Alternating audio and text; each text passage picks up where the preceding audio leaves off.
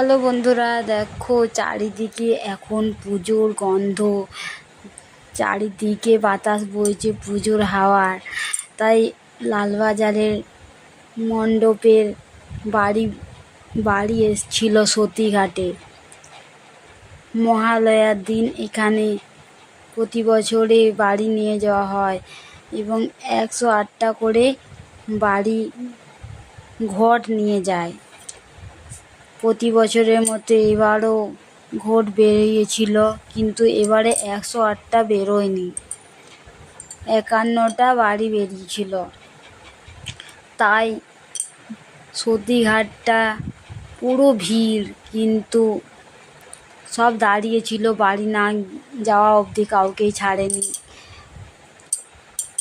তো বাড়ি বেরোনোর পর সব জাম ছেড়ে দিয়েছে, দেখতেই